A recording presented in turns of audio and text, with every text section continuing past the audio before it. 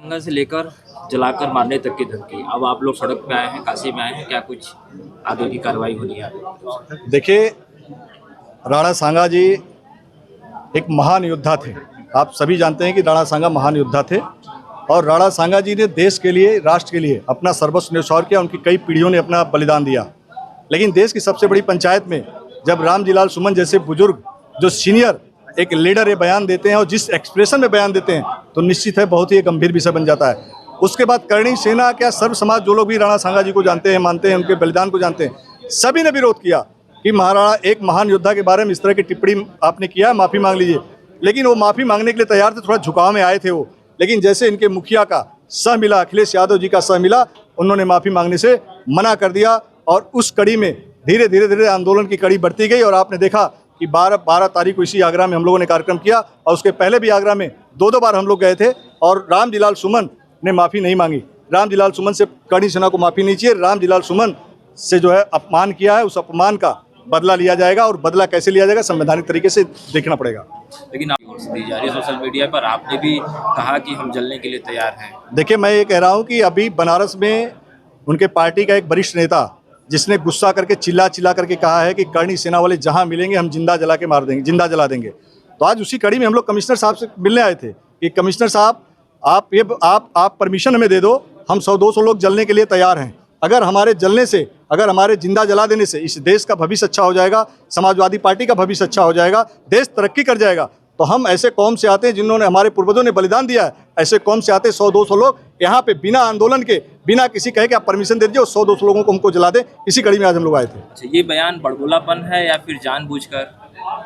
ये देखिए, अगर इसका सारा दोष में एक वरिष्ठ नेता है अखिलेश यादव जी, पूर्व मुख्यमंत्री रह चुके हैं और अपने पार्टी के राष्ट्रीय अध्यक्ष हैं, अगर वो चाहते तो ये बात आगे तक नहीं जाती। वो खुद कह रहे हैं, उन्होंने बयान दिया कि राणा सांगा के बलिदान पे हम कुछ नहीं कह रहे, राणा सांगा के वीरता पे हम उंगली नहीं उठा रहे हैं। लेकिन आप एक तरफ वीरता पे उंगली उठा रहे हो और दूसरी तरफ जो है रामजीलाल सुमन से बयान दे रहे हो। अभी आप कल का बयान, परसों का देख लीजिए कि करणी सेना से मेरे बड़े अच्छे संबंध हैं। आपने ये भी देखा होगा करणी सेना से बड़े अच्छे संबंध हैं। तो ये सारा का सारा अगर अखिलेश यादव जी चाहते तो इतना बड़ा ये नौबत ना आती और जो समाज के बीच में जो दूरियां बन रही है, वैमनस्यता फैल रहा है, वो ना होता। लेकिन उनको लगा कि रामजीलाल सुमन का पक्ष लेने से दलित वर्सेस ठाकुर हो जाएगा और दलितों का वोट हमारे ऊपर आ जाएगा। लेकिन बहन जी ने बड़ा अच्छा पलटवार किया और हम लोगों ने भी सहजता के साथ, आपसी भाईचारे के साथ, न दलित समाज से किसी बड़े नेता का ऐसा बयान आया कि भैया जो है ये करणी सेना वाले ठाकुर समाज हमें से बोल रहा है, वो भी शांति से रहे, हम भी शांति से रहे। हमारा जो केवल टारगेट था, टारगेट का मतलब जिसने गलत बयान दिया वो रामजीलाल सुमन थे और रामजीलाल सुमन आज भी हैं। अध्यक्ष जी, एक सवाल आखिरी है।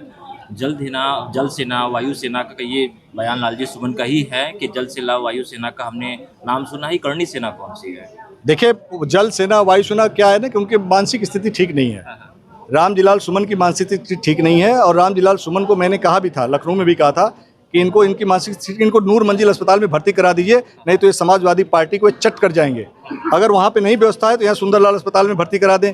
रामजीलाल सुमन मानसिक रोगी हैं और कुछ नहीं है उनके बातों से कि वायु सेना, थल सेना, अभी कुछ दिन पहले कह रहे थे कि मंदिर खोदेंगे तो बुद्ध निकलेंगे। और मैं तो कहता हूँ रामजीलाल सुमन, अखिलेश यादव जी को भी कहना चाहता हूँ कि रामजीलाल सुमन, आप मंदिर खुदवाओ, मंदिर में जो है उसका भी पूजा करेंगे और अगर मंदिर खोदने के बाद बुद्ध निकलेंगे वो भी हमारे नमो बुद्धाय करेंगे, उनकी पूजा करेंगे। और उनसे भी ज्यादा अगर कोई निकलता है, संत रविदास महाराज जी निकल देंगे, तो संत रविदास महाराज जी का भी हम पूजा करने के लिए तैयार हैं। एक आखिरी सवाल, महापुरुष सिर्फ जाति के आधार पर ही रहेंगे? जी नहीं, करणी सेना का मतलब आप लोग सभी लोग जान लीजिए, करणी सेना राष्ट्र नायकों का सम्मान करती है। राष्ट्र नायक चाहे वो किसी समाज में जन्मा हो, किसी धर्म में जन्मा हो, हम बाबा साहब भीमराव अम्बेडकर का भी सम्मान करते हैं, हम अब्दुल APJ कलाम का भी सम्मान करते हैं, हम महाराणा प्रताप का भी सम्मान करते हैं, हम गुरु गोविंद साहिब का भी सम्मान करते हैं। जितने भी सर्व समाज में जन्मा हो महापुरुष, राष्ट्र के लिए अगर उसने काम किया है तो उस राष्ट्र पुरुष का सम्मान होना चाहिए। हर जाति धर्म के लोगों को करना चाहिए, उनसे प्रेरणा लेनी चाहिए। वो किसी जाति के नहीं है, इस देश के हैं, इस राष्ट्र के गौरव है, ये मानना चाहिए। ये अखिलेश यादव को शिक्षा देनी चाहिए, रामजीलाल सुमन को। फिर भी करणी सेना के लोग अग्रीव हैं इस लड़ाई में राणा सांगा को लेकर। राणा सांगा देखिए भगवान है। आपको अगर आप मीडिया के बंधु, खाली मैं आपको तुम कह दूं, आपका कैमरा हो सकता है मेरे मुंह पे आ जाए। तुम करने से आप मेरे पूर्वजों को गाली मुझे दो ना, राकेश रघुवंशी को गाली देना मुझे दो, सामने से मैं बताऊंगा।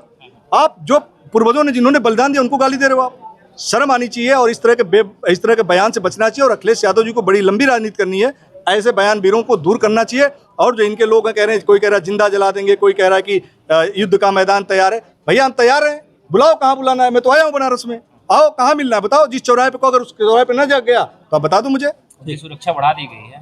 संदीप मिश्रा के जो धमकी दिए थे आप लोग, करणी सेना से देखिए उनकी सुरक्षा बढ़ाएगी, सुरक्षा के लिए सारा खेल है। करणी सेना से डरने की जरूरत नहीं। रामजीलाल सुमन भी कहते थे कि आओ दो दो हाथ कर लें। आपने सुना होगा बयान रामजीलाल सुमन का, जब हम लोग पहली बार गए तो भी नहीं है, भाग गए हो, दूसरी बार गए तब भी भाग गए हो। अब वो अपनी सुरक्षा बढ़ाने के लिए उन्होंने कोर्ट भी गए, प्रशासन से इजाजत भी ली। अब क्या कह रहे हैं कि आओ दो दो हाथ कर लें। यार 2 बार गया तुम्हारे यहाँ, तुम तो भाग गए, और कहाँ करोगे? आओ चलो खानवा के मैदान में चलते, जहाँ पे राणा सांगा ने लड़ाई लड़ी थी, उसी आगरा के पास, उसी में आ जाओ। ठीक, थैंक यू।